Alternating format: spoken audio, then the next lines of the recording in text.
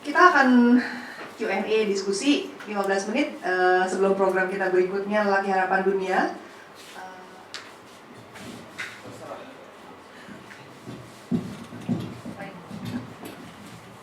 Kayak mau nyanyi. Mau rekaman live recording. Dan ini semua direkam ya, Do ya? Direkam. Jadi kalau mau off the record harus bilang. Ini semua berbahasa Indonesia. Purcitian, would you like? Oh, Alwin would probably be able to help translate a bit, right? So because everyone speaks bahasa Indonesia. Dibuka aja langsung ya, mumpung karena Lucky Kuswandi tidak tinggal di Denpasar, tidak tinggal di Bali tentunya, dan ada 3 film yang kita tonton tadi. Semua itu adalah dalam rangkaian cerita pendek, cerita tentang kemanusiaan ya. Bicara tentang SARA, sesuatu yang suku agama ras antar golongan seksualitas, yang sesuatu yang kita nggak boleh ngomong. Langsung aja.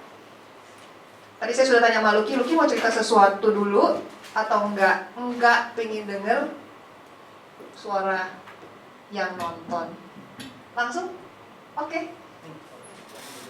Ya, nama dulu ya. Oh ya, saya namanya Cika. Dan? Halo, saya Lucky. Cek. Oke. Ya. Saya Sidi.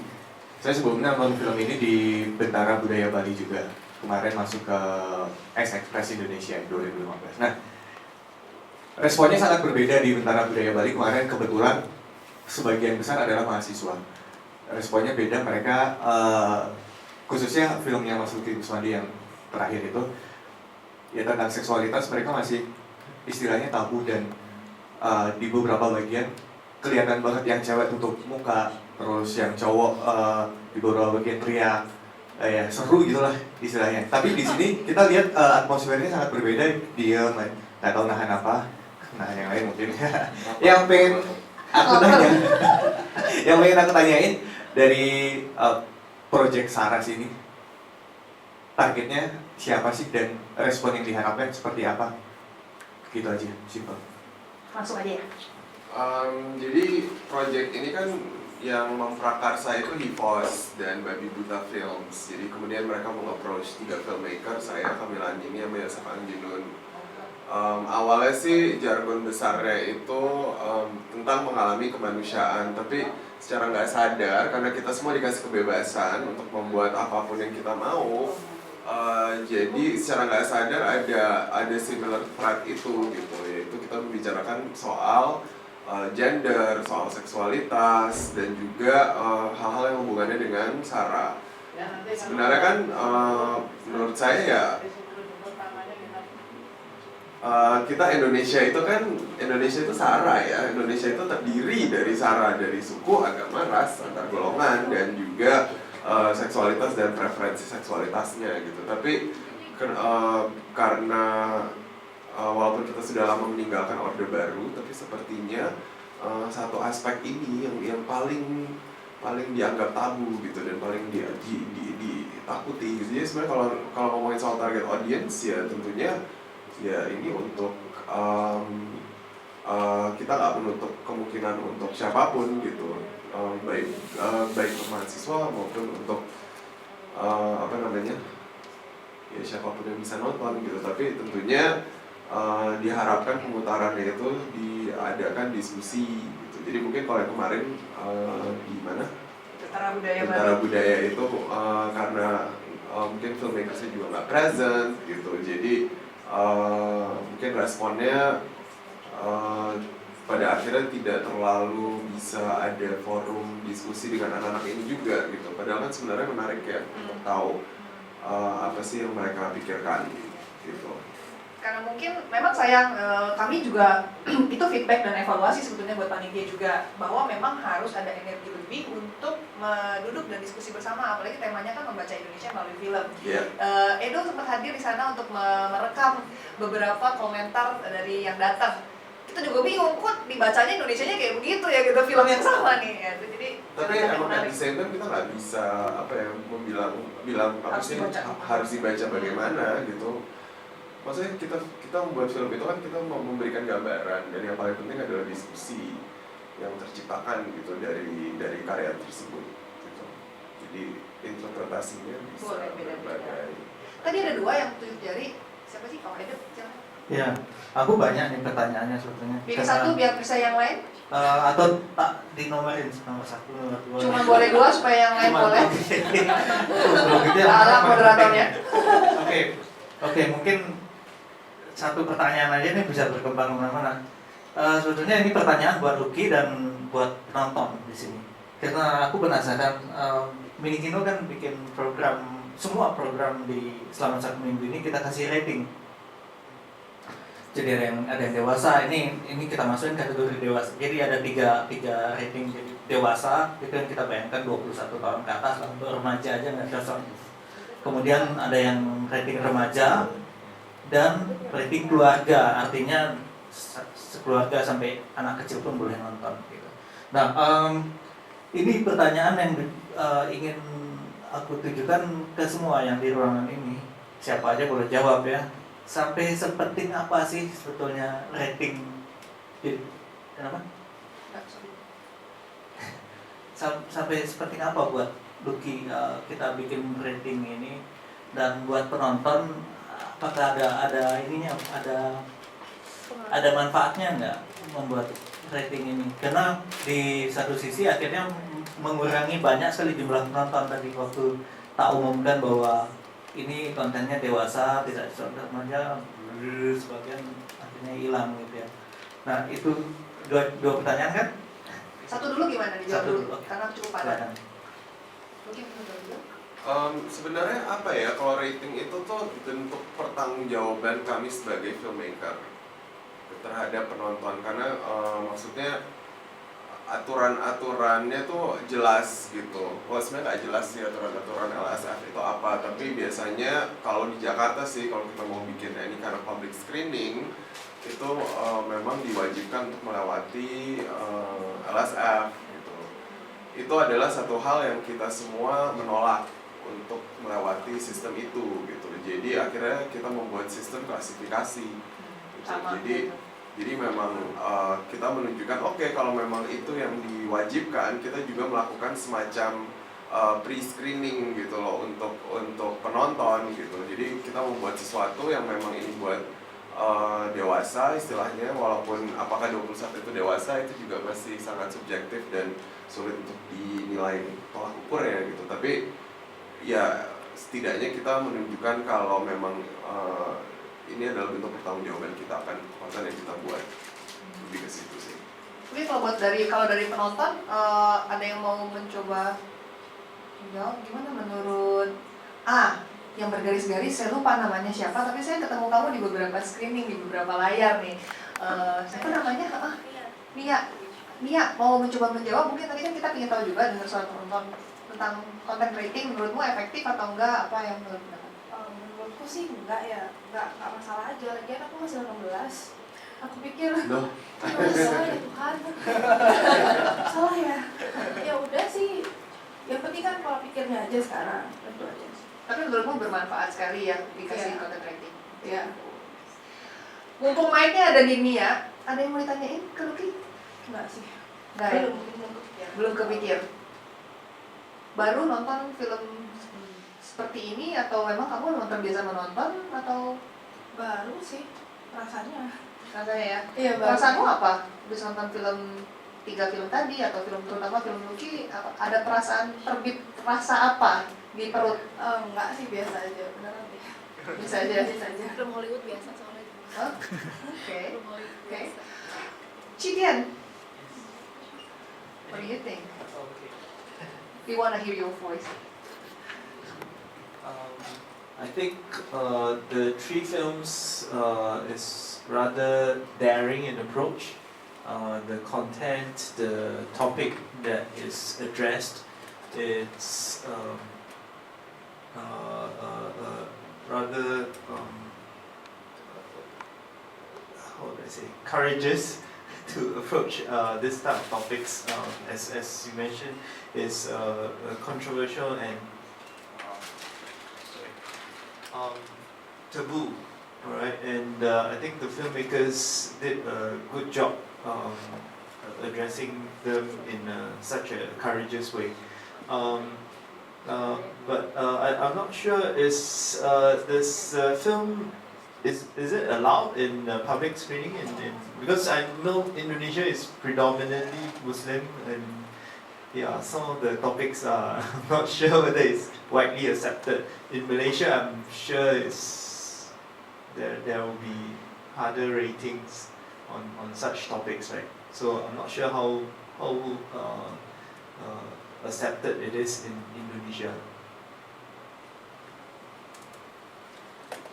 Well, legally no, it's not allowed because we didn't go through the censorship board. We don't have a censorship certificate that says this film is allowed to be screened publicly. That's why we don't put it in the cinema. That's why we go through the alternative routes and alternative screening places like this event, for example, where we can do it without having to go through the bureaucracy route. Yes. In Myanmar, it was banned. Because last month Myanmar had this screening and invite one films from each S Express to be screened at the festival, and they screen everything. We choose your film, we choose The Fox. It's banned like 3 days before the screening. They say it's sexuality content. Ini di-ban di Myanmar, nggak boleh ditayangkan. Alasan mereka sih seksualitas isunya. Tapi saya rasa bukan isu seksualitas sebetulnya yang mungkin dikhawatirkan oleh panitia di sana, karena sebetulnya kental sekali dengan politik sebetulnya. Nah, supaya bermanfaat juga, saya rasa selain seksualitas mungkin Lucky boleh cerita sedikit tentang apa, karena ini kan layernya banyak sekali, The Fox. Cerita sedikit aja tentang politik supaya minimum penonton dapat membacanya ini dari pembuat filmnya, dari Lucky, apa yang dibaca dari The Fox? Sebenarnya kenapa The Fox dibuat itu karena saya sangat terganggu dengan Pilpres yang kemarin terjadi gitu, di mana salah satu calonnya adalah ex-military general yang punya semacam bad history gitu terhadap minority Chinese tahun 98. Tapi yang menarik adalah saat dia masuk ke dalam kancah ini, banyak juga dia mendapatkan dukungan gitu dari none other dari konglomerat-konglomerat yang juga Chinese Indonesian gitu. Jadi buat saya wah ini interesting sekali dinamika kekuasaan ini gitu. It's as if sangat masturbatory sifatnya, dan juga ada permainan kekuasaan di mana siapa yang ditindas pun bisa menggunakan kekuasaan yang menindas dia untuk kepentingan dia gitu. Jadi pertanyaannya pada akhirnya adalah siapa rubahnya dan siapa tigernya gitu. Jadi dari situ sih awalnya, dari kekhawatiran dan juga perasaan-perasaan yang timbul saat itu. Jadi akhirnya kita memutuskan membuat film ini. Seru kan?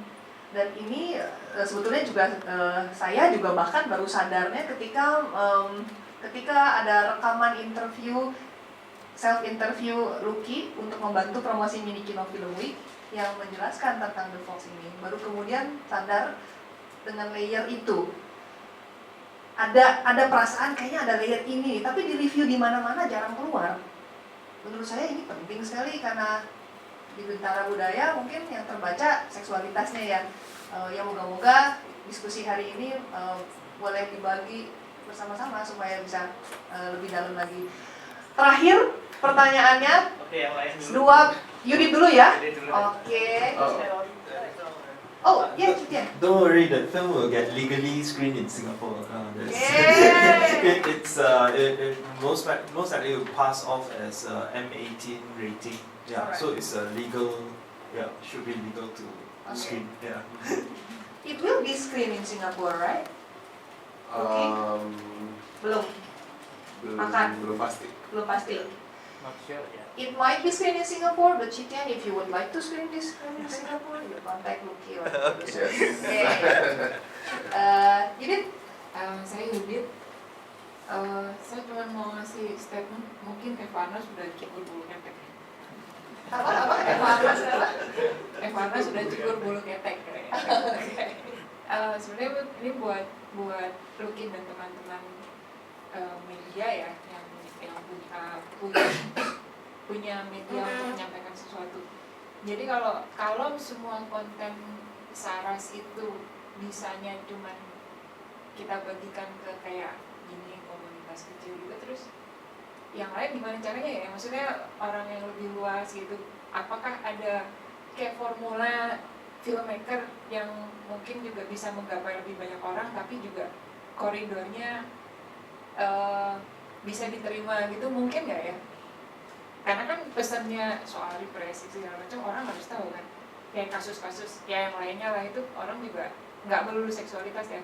Orang juga harus dibantu dibukakan pintu untuk bisa melihat juga kan. Nah itu gimana caranya? Mungkin nggak ya? Bikin film yang Aku rasa ya pasti filmnya harus jauh lebih komersial gitu, approach-nya lebih mainstream kalau memang mau reach penonton yang luas. At the same time, kita ruang geraknya sekarang makin sempit sih.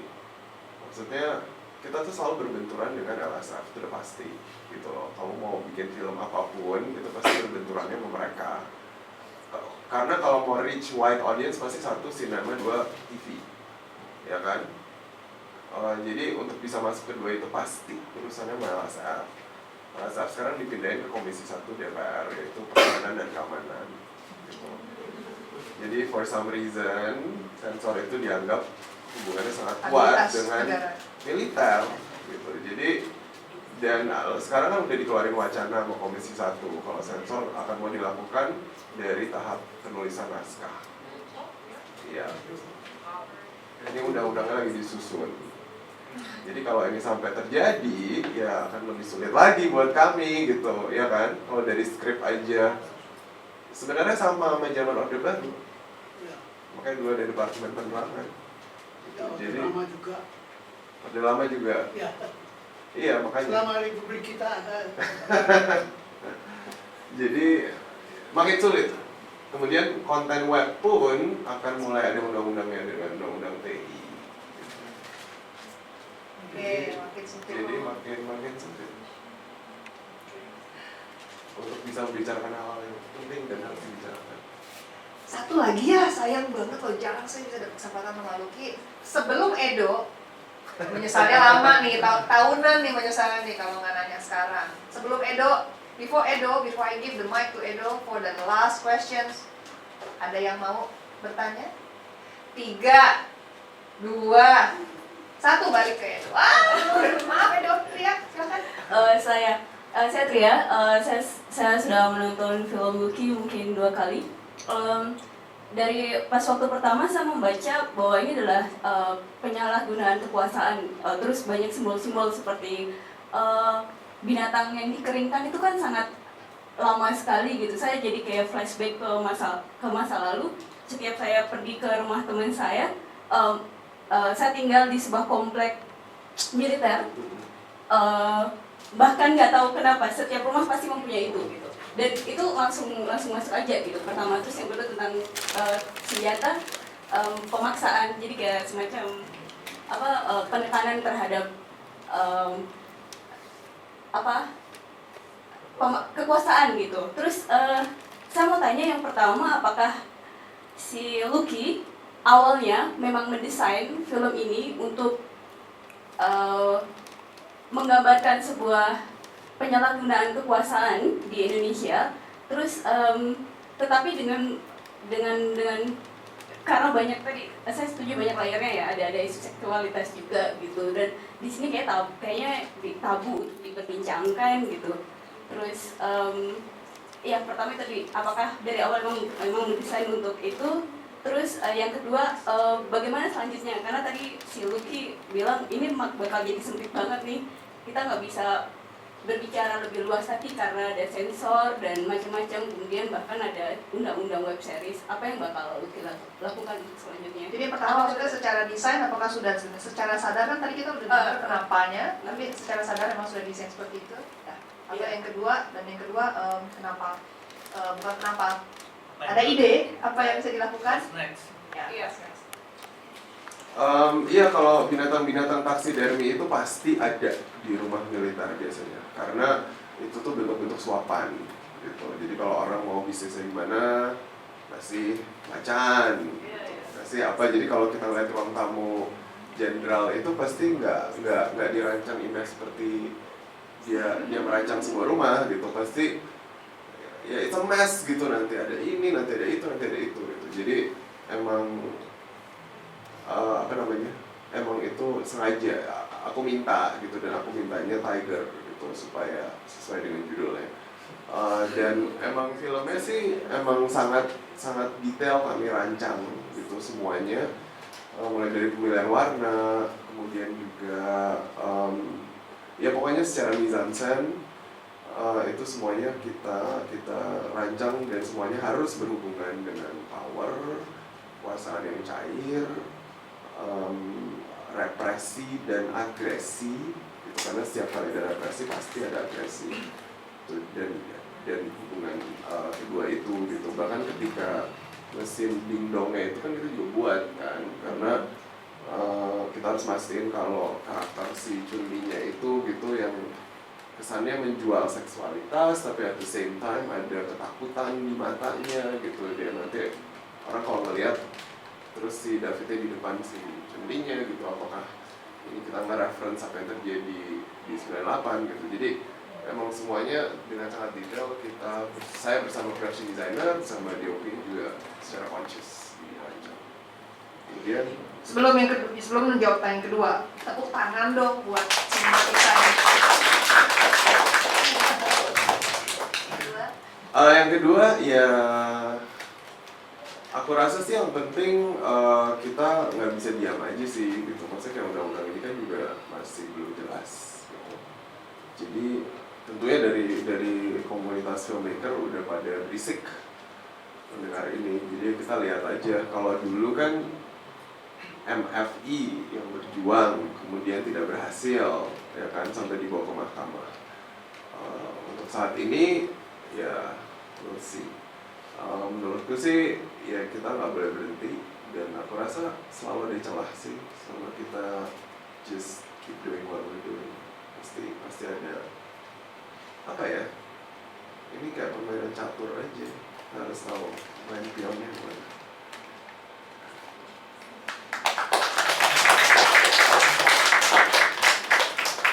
Masih penasaran? Lucky mungkin masih hangout di sini sekitar beberapa menit sebelum meluncur ke tempat yang lainnya. Sekali lagi terima kasih ya. Terima kasih. Kalau Bang Edo nggak dikasih mic lagi. Sorry. Pingin sih. Dikasih nggak? Kasih Kasih lagi ya. Short. Oke, aku juga penasaran gini. Lucky kan bikin ini secara sadar semua mendesain.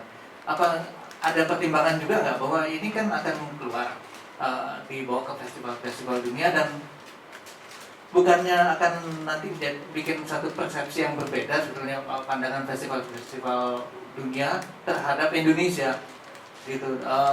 Belakangan ini mungkin 4-5 tahun belakangan kan banyak sekali film pendek Indonesia dapat penghargaan, dan biasanya memang kontennya sebetulnya bukan tidak mencerminkan seperti itu sebetulnya produksi film pendek Indonesia atau film Indonesia gitu.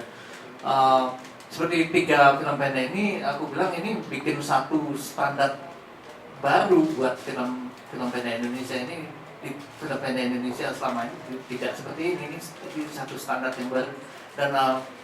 Dan kalau menurut Lucky, disadari nggak resiko itu bahwa persepsi terhadap Indonesia, mata dunia melihat Indonesia mungkin akan salah gitu kalau melihat produksi-produksi yang menang di Cannes, menang di Toronto, menang di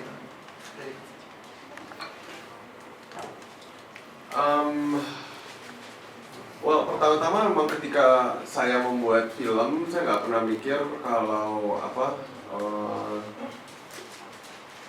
gimana ya? How to say it? Well, jadi film Fox ini kan kemarin diputar di Cannes. Dan sebenarnya yang menarik dari respon penonton, satu, banyak banget mereka nggak pernah nonton film Indonesia. Gitu. Jadi begitu melihat ini, mereka terkejut karena persepsi mereka akan Indonesia selama ini itu berubah gitu. Oh, ternyata pembuat film dan orang-orang yang berkarya di Indonesia sudah bisa membuat sebuah karya yang mengkritisi gitu secara dewasa. Dan menurut mereka itu hal yang sangat positif. Karena artinya negaranya sudah jauh lebih dewasa. Negaranya yang sudah jauh lebih dewasa. Ketika kita dibiarkan, tentunya mereka nggak tahu apa yang terjadi ya, kalau kita sebenarnya juga nggak melewati jalur yang official itu gitu. Tapi itu sih respon yang mereka dapat gitu, dan mereka jadi curious gitu. Sebenarnya apa sih yang terjadi gitu? Ketika mereka nonton, mereka nggak paham konteks political dan historicalnya, tapi mereka bisa merasakan itu gitu. Mereka merasa ini ada nih under the radar gitu, isu-isu soal militer, soal power. Tapi mereka nggak tahu itu apa. Jadi pas Q&A akhirnya banyak ditanya soal itu gitu, soal apa yang terjadi politically. Tapi kalau ngomongin kualitas standar itu aku nggak bisa jawab sih, karena apa ya, ketika kita membuat film ini kita juga nggak yang kualitas standar Indonesia kayak gini, aku harus bikin yang begini, enggak gitu. Maksudnya bentuk atau form dari film ini betul-betul dibuat untuk serve the story dan untuk serve the tema and the context. Ya Pak, standar itu sih pendapat pribadi gue. Oke. Ya. Oke. Iya nggak apa-apa. Gak apa-apa ya? Mic-nya.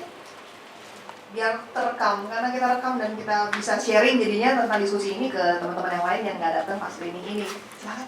Oh ya, hai Luki, aku Lilu. Halo. Ya, aku mau tanya, kamu sudah produksi berapa film? Dan juga apakah film kamu selalu mengenai aktivisme? Aku membuat 2 film panjang. Yang pertama Madam Execution Selamat Pagi Malam. Film pendek ada beberapa. Yang terakhir bukan ini, aku baru selesai film pendek baru juga untuk Singapore Film Archive. Apakah film saya tentang aktivisme? Ya, Aktivisme.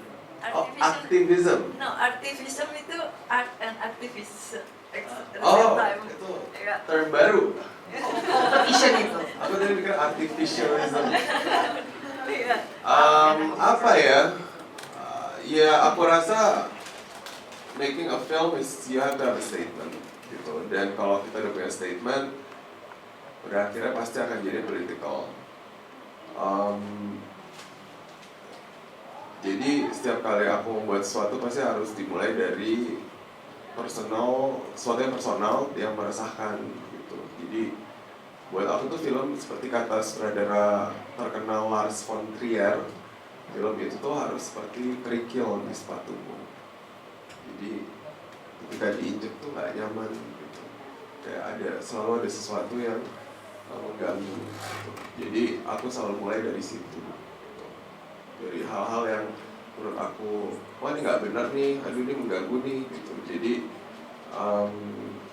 dari situ aku harus punya the drive untuk membuat karya tersebut, karena nggak bisa cuman aduh aku pengen bikin ini, aku pengen bikin itu banyak gitu. Tapi bikin film kan hal effortnya besar, melibatkan banyak orang, jadi emang harus berangkat dari sesuatu yang personal dan sesuatu yang memang harus aku keluarkan gitu. Makanya kalau yang ini emang karena personally really affected dengan apa yang terjadi kemarin gitu di Pilpres, jadi aku merasa kayak I have to make something gitu sih.